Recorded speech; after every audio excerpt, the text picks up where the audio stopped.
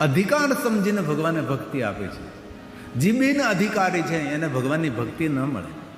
આપણે કોઈ પણ સારા કર્મો સત્કર્મો કર્યા છે, આપણું કોઈ પણ પુણ્યનો ઉદય થયો છે ત્યારે ભગવાનની ભક્તિ મળે છે. તેથી કહ્યું કે અધિકાર સમજીને, એ ભક્તિનો અધિકારી છે, અગર ભક્તિ ભવ પાર કરે છે.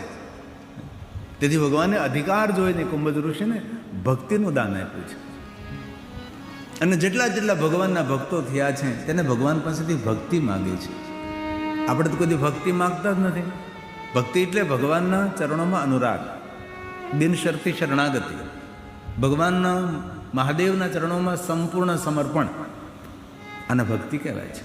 કોઈ રાવ નહીં, કોઈ ફરિયાદ નહીં, સુખ મળે દુઃખ મળે હંમેશા હસતો રહે છે. કોઈની સામે ન રડે ન રોદડા રોવે, ન આંસુ પાડે. બીજાને સામે જ્યારે આંસુ પાડતા હોય ને ત્યારે બહુ નાના દેખાય આપણે. ભગવાને સુંદર આપણે જીવન આપ્યું છે, શા માટે કોઈને આગળ નાના દેખાવું છે? ત્યાંથી બધાએ દૃઢ સંકલ્પ કરવાનો છે. દુઃખના ડુંગરા તૂટી પડે, ગમે એવડું મોટું દુઃખ હોય, હિમાલય પહાડ જેવડું દુઃખ હોય, અંતે તો બરફનું પીગળી જશે, જતું રહેશે. થોડી ધીરજ રાખો, ધૈર્ય રાખો, ભજન વધારો, સ્મરણ વધારો, મૌન રહો, એકાંતમાં રહો, સહન શક્તિ કેળવો.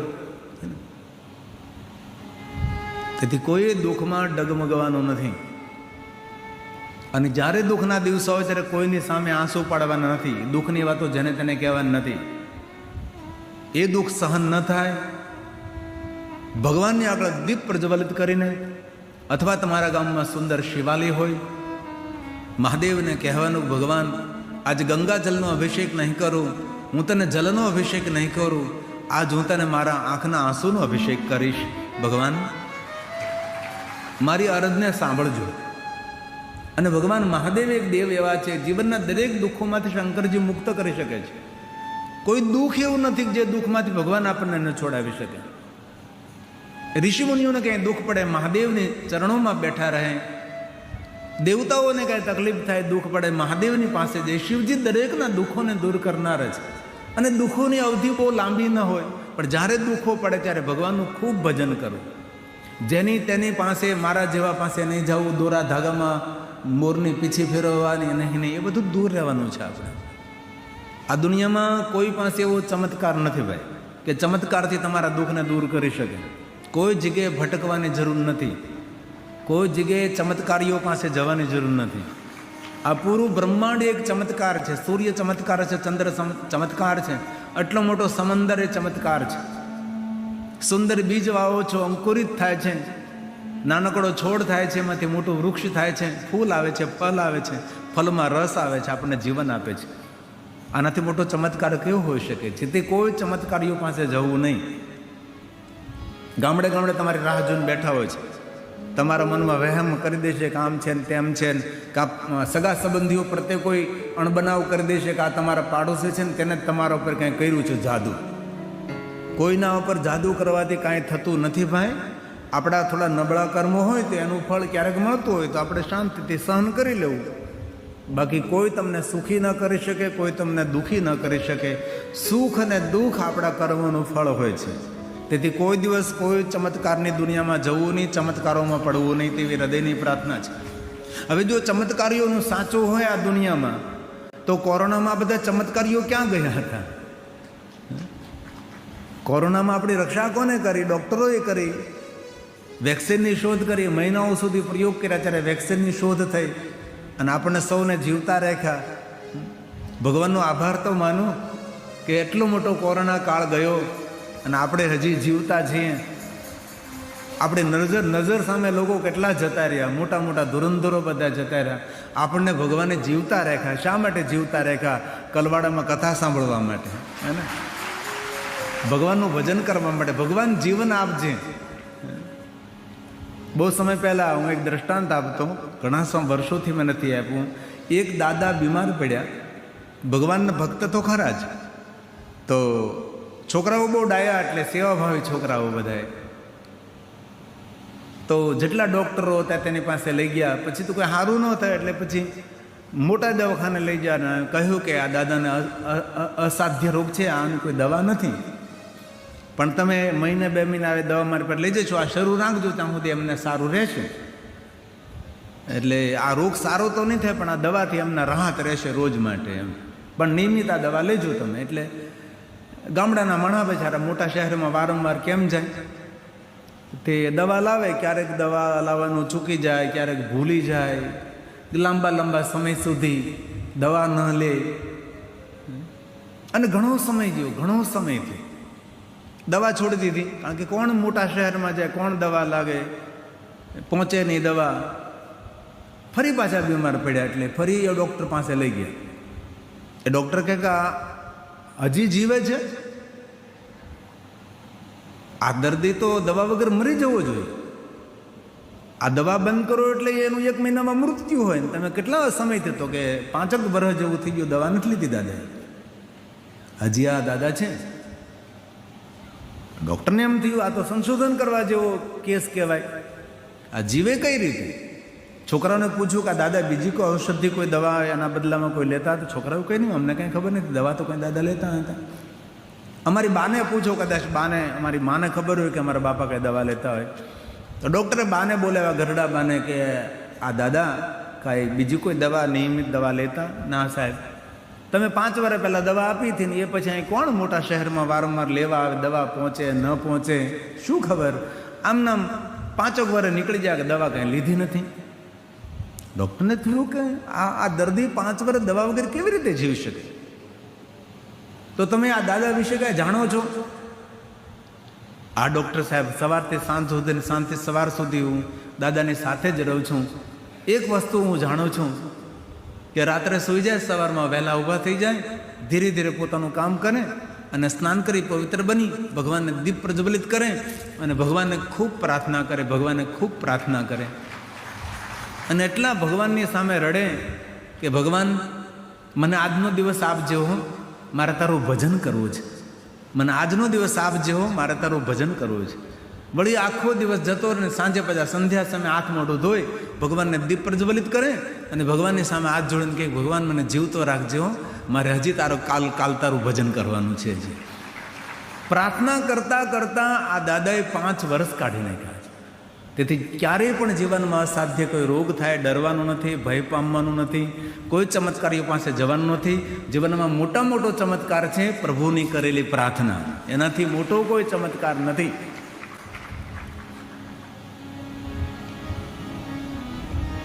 અધિકાર સમજીને ભગવાને ભક્તિ આપી છે.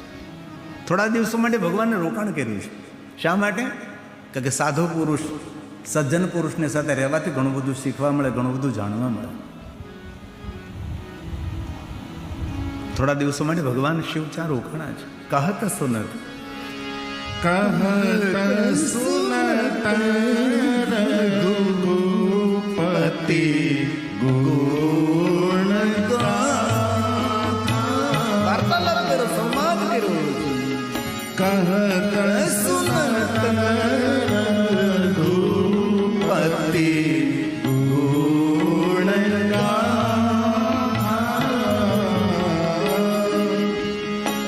કछु દીન રહે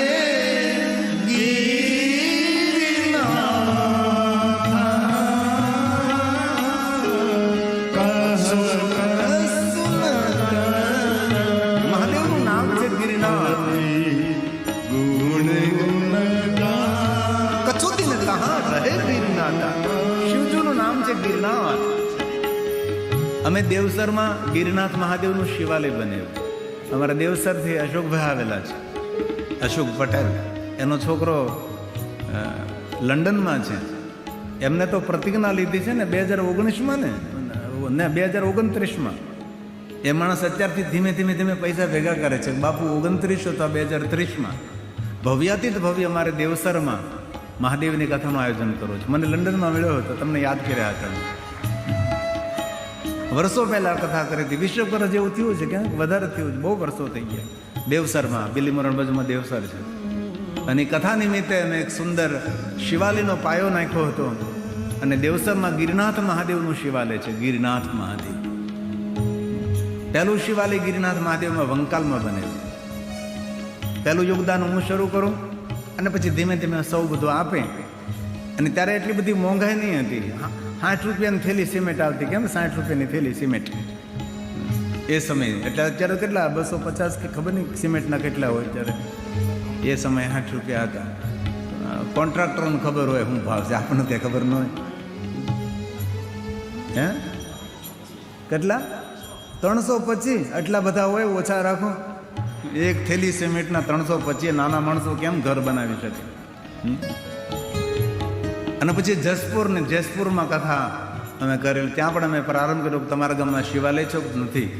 જે ગામમાં હું કથા કરવા જતો ને એ ગામમાં શિવાલય ન હોય તો મારાથી હું શરૂઆત કરતો અને ગામના સૌને ભેગા કરી અને એ ગામમાં શિવાલય નિર્માણ કરીને અમે આવતા હતા. જસપુરમાં પણ ગિરનાથ મહાદેવનું શિવાલય છે.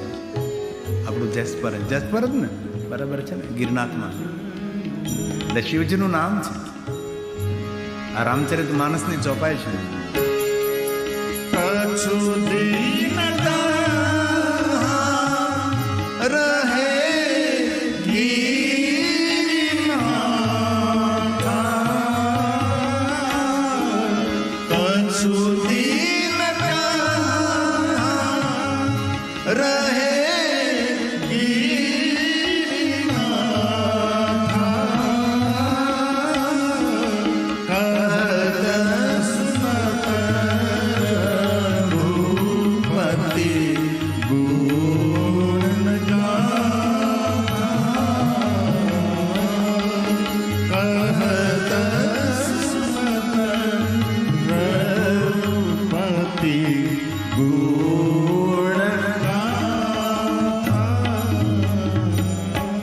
કોઈને પણ મળો, સારી વાત સંભળાવો. ભલે આપણે કોઈને બીજું કોઈ દાન સેવા ન કરી શકીએ, પણ આપણા જીવન માર્ગમાં જે મળે તેને સરસ સરસ મજાની વાતો સંભળાવો. એનું મન પ્રફુલ્લિત આહલાદિત થઈ જાય. તેને આશ્વાસન આપો, તેને હિંમત આપો જીવવાની. કોઈ દિવસ કોઈની એવી વાત નહીં કરવી કે તેનું ચિત્ત મન ડામાડોળ થઈ જાય. એ માણસ વાત સાંભળીને ડિસ્ટર્બ થાય, ભયભીત થઈ જાય. નહીં એવી મધુર વાત કરો. અધરમ મધુરમ, તમારા મુખમાંથી મધુર પ્રગટ થવું છે, મધ પ્રગટ થવું એવી. અંતે તો ભગવાન મહાદેવ કહે છે, કુંભજ અમે હવે યાત્રાનો પ્રારંભ કરીએ. અને કુંભજ ઋષિએ રડતી આંખે ભગવાન મહાદેવજીને વિદાય આપી છે. આટલા દિવસોથી, ઘણા સમયથી સ્વયં શિવજી રોકાતા હોય અને કેટલો આનંદ વાર્તાલાપ થાય, સંવાદ થાય. અને પછી એ મહાદેવજી જ્યારે આશ્રમ છોડીને જાય છે, આ ભારતનો સાધુ રડી પડે છે. કોઈ સારા માણસને છોડીએ ત્યારે દુઃખ થાય, સારો સંગ છોડીએ ત્યારે દુઃખ થાય. અમને પણ જ્યારે 9 દિવસ કોઈ જગ્યાએ એકદમ હેત પ્રેમથી કથા કહી હોય, જ્યારે કથા પૂર્ણ થાય ત્યારે અમને પણ એમ થાય કે આ બધાને છોડીને અમારે જતું રહેવાનું છે. ફરી પાછા કોણ ક્યારે મળે એ ખબર ન હોય.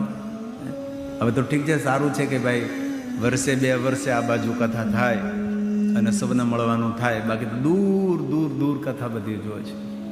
એક સ્વાભાવિક છે, મળવાનો આનંદ થાય અને વિખૂટા પડવાનું એક અંદરથી દર્દ પણ હોય છે. તેથી રામચરિત માનસ તુલસીએ લખ્યું છે, મુનિ સન પીતા માગી ત્રિપુરારી. મુનિ સન પીતા માગી ત્રિપુરારી.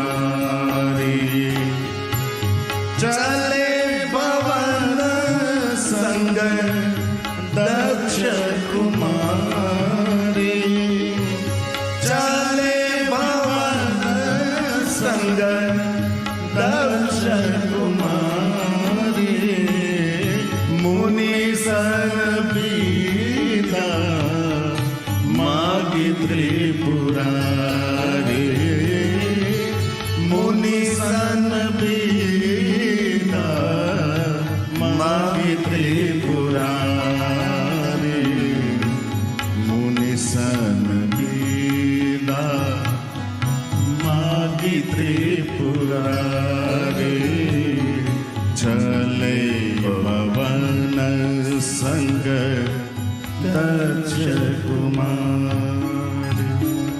શિવ અને સતી દૂર જાય ત્યાં સુધી સાધુ આમ આંખનો મટકો પણ ન મારે, પલક ન ઝબકાવે. એ રીતે સાધુ જોતો રહ્યો. અનેક પ્રકારના વરદાનો આપ્યા છે. અને ભગવાન શિવ અને સતીએ પોતાનું વિચરણ શરૂ કર્યું છે. વન જંગલ યાત્રા કરી રહ્યા હતા અને સામેથી એક યુવક, એમની સાથે એનાથી નાનું યુવક, સુંદર દિવ્ય રૂપ આવી રહ્યું છે. ભગવાન મહાદેવે જોયું અને એ સમયે ભગવાન મહાદેવ જય જયકાર કરવા લાગ્યા. અરે, જેમની કથાનું શ્રવણ કર્યું એ જ મારી સામે. ભગવાન રામજી વનમાં વિચરણ કરી રહ્યા છે, રામ અને લક્ષ્મણજી આવી રહ્યા છે. મહાદેવજી જય જયકાર કરવા લાગે છે કે ભગવાન આપની કથાનું શ્રવણ કરી અને આપનું દર્શન થયું. અને બહુ હૃદયથી કહું છું, જેને બહુ ભક્તિ ભાવથી, બહુ હૃદયથી, અનહદ શ્રદ્ધા અને ભરોસા અને વિશ્વાસ સાથે જેને કથાનું શ્રવણ કર્યું છે ને, એને કોઈને કોઈ રીતે ભગવાનની ઝાંખી થાય. કોઈને કોઈ રીતે એ ઓળખો નહીં ઓળખો એ તમારા મનની વાત છે. ઓળખવા નહીં ઓળખવા એ તમારી માનસિકતા છે. કોઈને કોઈ જગ્યાએ અણસાર આવી જશે. ભગવાન મહાદેવને પ્રભુ રામનું દર્શન થયું. સુંદર લીલા કરે છે પ્રભુ. ત્રેતાયુગ ચાલે છે ને, જય જયકાર કરવા લાગે. જય જય જય સચ્ચિદાનંદ, જય સચ્ચિદાનંદ જગત પાવન અસ કહી ચલે મન ચાવ. જય જયકાર કરે. ભગવાન શિવ ઉભા ન રહ્યા, ચાલવા લાગ્યા. શા માટે ચાલવા લાગ્યા છે? તો કે ભગવાન મહાદેવને ખબર છે કે સતી અનેક પ્રકારના પ્રશ્નો કરશે. કારણ કે જ્યારથી યાત્રામાં નીકળ્યા ત્યારના પ્રશ્નો ચાલે છે. ઘણી વાર આપણને પણ આપણા સગા સંબંધીનો અનુભવ હોય, પૂછા જ કરે, પૂછ કર્યા કરે, પૂછ. અને બહુ કોઈને બહુ પૂછ નહીં કરવાનું, જોયા કરવાનું, જાણ્યા કરવાનું, સાંભળ્યા કરવાનું. આ તો એટલું પૂછે. બાપુ હું ખાતા જ છે, તારા શું કામ છે? તું ખાઈ, બાપુ ખાય. એટલું બધું જાણવાનું આમ રસ પડે. ગિરિબાપુ કહે તે સાંભળો ને સમજો. એ શું ખાય છે, શું કરે છે, શું આપણે લેવા દેવા? આપણે તો ભગવાનની કથાનું શ્રવણ કરવાનું છે. કથામાં જે કહેવાનું છે એ હૃદયની તિજોરીમાં સંઘરી રાખવાનું છે. ભીડ પડે એ વાતો બધી કામમાં આવે છે. કથામાં ત્યાં સાંભળ્યું તો હવે આ ખરેખર આ વાતનું અનુસરણ કરવું જોઈએ આપણે. સતીએ પ્રશ્ન કર્યો કે આ કોણ છે? ભગવાન મહાદેવે સમજાવવાનો પ્રયાસ કર્યો, પણ સતીની મુખની રેખાઓ પરથી ભગવાન મહાદેવને ખબર પડી ગઈ કે સતી મારી વાત ઉપર ભરોસો નથી રાખતા, વિશ્વાસ નથી રાખતા. એક વાત કહું, વાત કહેવી એ તો કલા છે જ, પણ વાત સાંભળવી એના કરતાં મોટી કલા છે. કોઈની વાત સાંભળો ને તો આમ બહુ આદરથી સાંભળો, એની સામે ધ્યાન રાખીને સાંભળો. જો સાંભળવું હોય તો જ એકદમ આદર સાથે વાત સાંભળો. અને કોઈ પણ વાત કરો તો એની વચ્ચે કોઈ વાત કરવી નહીં.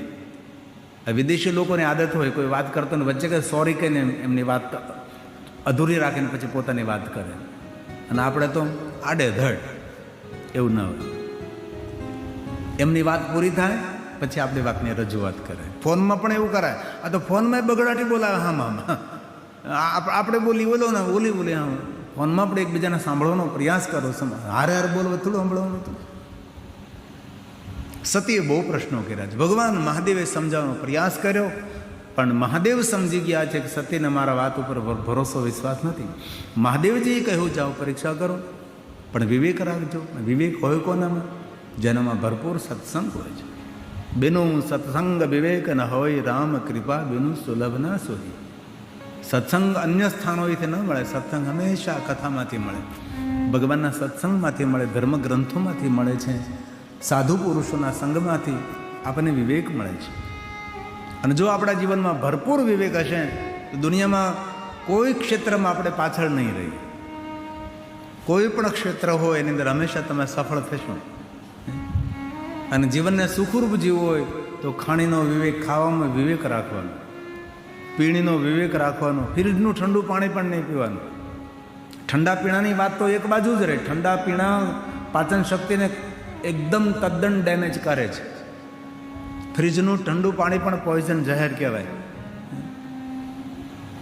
તેથી ખૂબ સાવધાની રાખવી. આપણે ડીઝલની ગાડીમાં પેટ્રોલ નથી નાખતા ને પેટ્રોલની ગાડીમાં ડીઝલ નથી નાખતા તો પણ ગાડી ચાલતી નથી. તો આ ગાડી કોઈને કોઈ રીતે ચલાવવાની છે તો આપણે વિવેક તો રાખવો પડે ને ખાવામાં. જે તે સમયે નહીં ખાવાનું. આપના આરોગ્યનું આપ ધ્યાન રાખો, કારણ કે વર્તમાનમાં આરોગ્ય સૌનું બગડેલું છે. કોઈને કોઈ રીતે કોઈ પીડિત છે. 25-30 વર્ષના 35 વર્ષના દીકરા દીકરાઓની એસિડિટી થાય, શરમ આવવી જોઈએ. ગેસ થાય, શરમ આવવી જોઈએ. આ ઉંમરે 25, 30, 35, 40 વર્ષની ઉંમરે, 50 વર્ષની ઉંમરે તો પાણા ખાવ ને તો પચી જવા જોઈએ. એવું આરોગ્ય હોવું જોઈએ. અને બદલે નાની ઉંમરમાં તમને આવું બધું થવા લાગ્યું. નાની ઉંમરમાં ડાયાબિટીસ થઈ જાય, એન્ઝાયટી થાય, હતાશા નિરાશા થાય, ઉદાસીનતા થાય, તણાવગ્રસ્ત જીવન. અને એક વાત ખૂબ યાદ રાખજો, સવારમાં બહુ ગરમ પાણીથી નહીં નાહવાનું. ખાલી આમ હુંફાળું પાણી હોય, થોડું આમ ઠંડી જાય એટલે એવા પાણીથી નાહવાનું. બહુ ગરમ પાણીથી નાહવાથી માણસ ધીરે ધીરે હતાશ થઈ જાય, નિરાશ થઈ જાય. એટલે અતિશય ગરમ પાણી, ધુમાડા નીકળે એવા પાણીથી નહીં નાહવાનું. ખાસ ધ્યાન રાખવાનું. અને જ્યારે નાવ ત્યારે નખમાં કોઈ જગ્યાએ સાબુ ન રહે તેની કાળજી રાખજો. એનાથી પણ એન્ઝાયટી થાય. આ બધું ભણ્યો છું એના ઉપર. આપણે સરખી રીતે નખ સાફ ન કરી તેની અંદર સાબુ રહી જાય, પગની આંગળીઓની વચ્ચે સાબુ રહી જાય તો એ બહુ જ નુકસાન કરે. અને તમારા વાસણ ધોવો છો, એ વાસણની અંદર જે કેમિકલ છે એ પણ શરીરને બહુ નુકસાન કરે. તે પણ વાસણ ધોવામાં ખૂબ કાળજી રાખજો, ખાસ ધ્યાન રાખજો. હંમેશા દરેક વસ્તુથી આપણી સાવધાની હોવી જોઈએ. ભગવાને કહ્યું કે વિવેક રાખજો, પણ વિવેક કોનામાં હોય ભાઈ? સત્સંગ હોય તો. સતી ગઈ છે સીતાનું રૂપ લઈ, અને પછી તો ભગવાન રામ અને સતીનો સુંદર સંવાદ છે. શિવ મહાપ્રદ ગ્રંથમાં મેં બધું જ કાઢી રાખ્યું છે, પણ અવસર આવતા એ સુંદર સંવાદનો વાર્તાલાપ કરવો છે. કે સતીએ કેટલા પ્રશ્નો પૂછ્યા રામજીને, રામજી તેનું નિવારણ કેવી રીતે કર્યું છે. અને પછી તો પ્રણામ કરીને આવે છે મહાદેવની પાસે, ને મહાદેવે પૂછ્યું કે તમે પરીક્ષા કરી? તો આજે સતી જૂઠું બોલે છે મહાદેવની સામે. જૂઠું. સત્યમ શિવમ સુંદરમ. જૂઠું બોલ્યા છે. શું બોલ્યા? કછું પરેછા લીન ગોસાઈ. મેં કોઈ પરીક્ષા લીધી જ નથી, હું તો બસ આમ નામ પ્રણામ કરીને આવતી રહી. કિન્હી પ્રણામ તુમારે નામ. આપે જે રીતે પ્રણામ કર્યા એવી રીતે હું પણ પ્રણામ કરીને આવતી રહી. કિન્હી પ્રણામ, હું પગે લાગીને આવતી રહી છું. પણ મહાદેવજી સમજી ગયા કે સતી મારાથી છુપાવી રહ્યા છે. ભગવાન મહાદેવજી સ્વયં મનોમન સતીનો ત્યાગ કરે છે. બોલ્યા નથી મહાદેવજી, પણ દ્રઢ સંકલ્પ કરી લીધો. હવે સતીને પત્ની રૂપે હું નહીં સ્વીકાર, કારણ કે સીતાનું સ્વરૂપ લીધું છે. દેવતાઓને ખબર પડી ગઈ, જય જયકાર કરવા લાગ્યા. સતીને મનમાં સંશય થયો કે આ કાંઈ ઘટના નથી બની, શંકર ભગવાનની જય જયકાર કરવા લાગ્યા છે. આખું આકાશ ગુંજવા લાગ્યું. ભક્તિ કરે પાતાળ મેં પ્રગટ ભઈ આકાશ, દાબી દૂબી ક્યું રહે કસ્તુરી કી દાસ. ભક્તિ દેખાડવી ન પડે. પાતાળમાં બેઠો બેઠો કોઈ માણસ ભક્તિ કરતો હોય ને તેને ઉર્જા ફેલાવા લાગે, તેની ઉર્જા વધવા લાગે છે. આખું આકાશ ચાલત ગગન ભય ગીરા સુહાય, મહાદેવનો જય જયકાર થાય છે. સતી વારંવાર પ્રશ્નો કરે. મહાદેવ કહે આપણે કૈલાસમાં જઈએ અને ત્યાં જઈને આપણે વાર્તાલાપ કરશું. શિવ અને સતી કૈલાસમાં પહોંચે અને સતી મહાદેવને પૂછે. એ પહેલા તો ભગવાન શિવજી ધ્યાનમાં બેસી ગયા. ભગવાન 87,000 વર્ષ વીતી ગયા. અંતે સતીએ કહ્યું ભગવાન મેં કઈ ભૂલ કરી છે, ક્ષમા માગી છે. આમ સતી ક્ષમા માગી એ સમયે ભગવાને નેત્રો ખોલ્યા છે અને સતીને કહે છે બિરાજો, હું તમને સુંદર સુંદર કથા સંભળાવું. અને ભગવાન શંકરજી કથાનો પ્રારંભ કરે છે. હવે મહાદેવજી કથા ગાય છે. સતીને મહાદેવની કથા, મહાદેવજી સતીને રામજીની કથા સંભળાવે છે. અને રામચરિત માનસ તુલસી કા લગે કહન, લાગે કહન હરિ કથા રસાલા, દક્ષ પ્રદેશ ભયે લગે કાન હરિ કથા રસાલા દક્ષ પ્રદેશ ભયે તે કાલા. જે સમયે મહાદેવજી કથા કહે છે કૈલાસમાં, તે સમયે પ્રજેશનગરમાં દક્ષ મહારાજ અભિમાનપૂર્વક યજ્ઞનું આયોજન કર્યું છે. વિશ્વના દરેક દેવી દેવતાઓને આમંત્રણ નિમંત્રણ છે, મહાદેવને યજ્ઞ નથી. આકાશ માર્ગેથી દેવતાઓ જાય છે. સતીએ કથામાં વિક્ષેપ કર્યો છે. મહાદેવે કહ્યું કે સતી કથામાં વિક્ષેપ ન કરાય, કથાની ધારાને તોડાય નહીં, દોષ લાગે. તમે કથા સાંભળો, નહીં મને કહો આ બધા ક્યાં જાય છે. મહાદેવે બહુ સરસ વાત કરી કે સતી કોણ ક્યાં જાય ને ક્યાંથી આવે છે એમાં જિંદગી બહુ નાની લાગે, સમય જીવનનો ટૂંકો પડે આપણને, તેથી એમાં ધ્યાન ન પાય કોણ ક્યાં જાય ને કોણ આવે છે. અને ઘણા આપણા જેવા માણસો પણ એવા હોય છે, આખા ગામનું ધ્યાન રાખે, કોના ઘરે મહેમાન આવ્યો ને ક્યાંનો છે ને હું લેવા આવ્યો છે ને કોણ ક્યાં જાય છે ને કોણ ક્યાંથી આવે છે. જીવન મળ્યું છે ભાઈ, દિવ્યતાથી ભરેલું જીવન છે, આપણે જીવીએ. આપણે શા માટે કોઈની પંચાયતમાં પડવું જોઈએ? આપણે કોણ શું કરે છે, શા માટે? તેથી આવી નાની નાની વાતો જીવનમાં ઉતારીએ તો જીવનમાં આપણે મોટા થઈને પૂજાઈએ. નાની નાની વાતો જીવનમાં મોટું સ્વરૂપ આપે. વારંવાર સમજાવવાનો પ્રયાસ કર્યો ન માને. મને કહો કાળ જાય છે. શંકર ભગવાન કે તમે કહે હું તમને કહીશ તો તમને બહુ દુઃખ થશે, નહીં મને કહો કઈ બાજુ જાય છે. ત્યારે ભગવાન મહાદેવ સ્વયં કહે છે આપના પિતાને અભિમાન એવું છે, બળ અધિકાર દક્ષ જબ પાવા. અભિમાન નહીં, અભિમાનની માત્રા વધી ગઈ છે. મહાદેવ બોલ્યા સતી સાંભળો, બડ અધિકાર દક્ષ જબ પાવા, અતિ અભિમાન હૃદય બડ અધિકાર દક્ષ જબ પાવા, અતિ અભિમાન હૃદય આપના પિતાને અભિમાન આવ્યું છે, અભિમાન બધું વધી ગયું છે. તેથી મારું અપમાન કરવા માટે યજ્ઞ થયો છે, આપણને નિમંત્રણ નથી આપ્યું, નથી જવાનું. મહાદેવે સમજાવવાનો પ્રયાસ કર્યો તો પણ સતી જવા માટે તૈયાર થયા છે. અગણિત ગણોને ભગવાન મહાદેવે સતીની રક્ષા માટે મોકલ્યા છે. સતી પ્રજેશનગરમાં ગયા છે.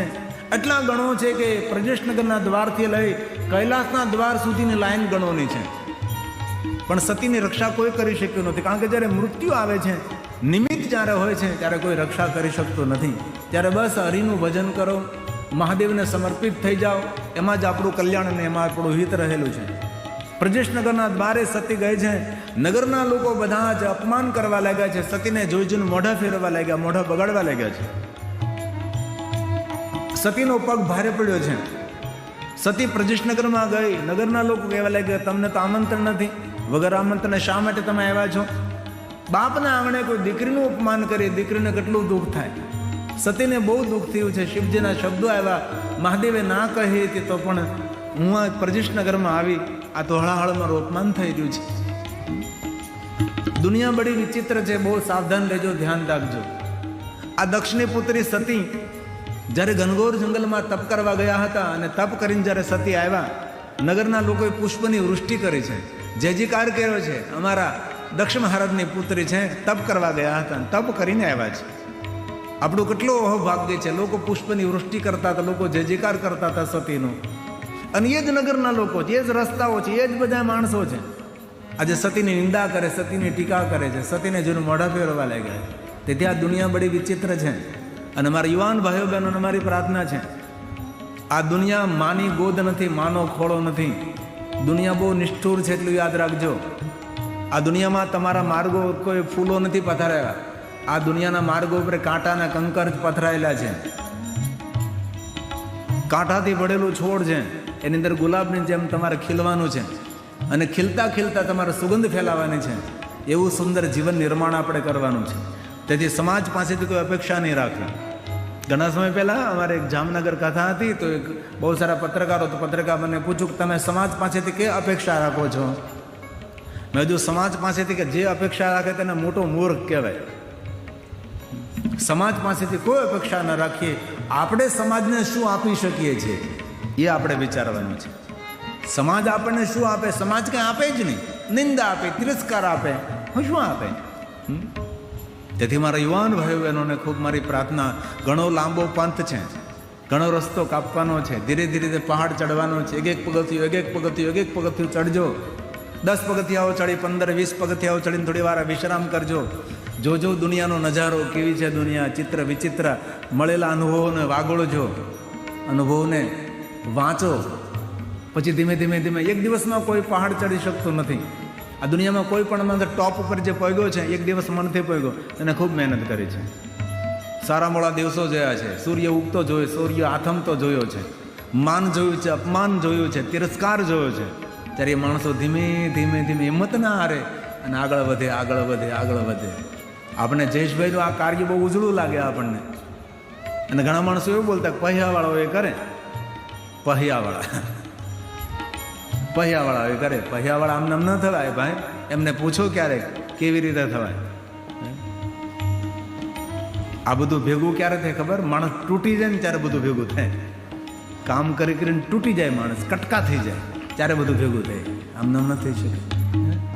અને આવું ભવ્ય કાર્ય કરવું એ હૃદયની ઉદારતા જોઈએ. જેનું હૃદય મોટું હોય એ આ મોટા મોટા કામો કરી શકે છે. બાકી આંગણે સત્યનારાયણની કથા ન કરી શકે. તે સમાજ હિત માટે આ કામ કર્યું છે. આમાંથી કોઈનું જીવન નિર્માણ થાય. આથી 10, 15, 20 વર્ષ પછી કહેવા આવે જયેશભાઈને કે આપણે જેથી કથા સાંભળે છે, જીવન બદલી નાખ્યું, જીવન પરિવર્તન થયું, જીવનમાં કંઈ નવું કર્યું છે, નવું દેખાય છે, નવી પ્રેરણાઓ મળી છે.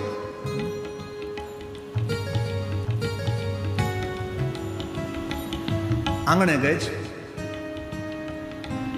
મહેમાનો બધા બોલવા લાગ્યા. નહીં બોલવા જેવા શબ્દો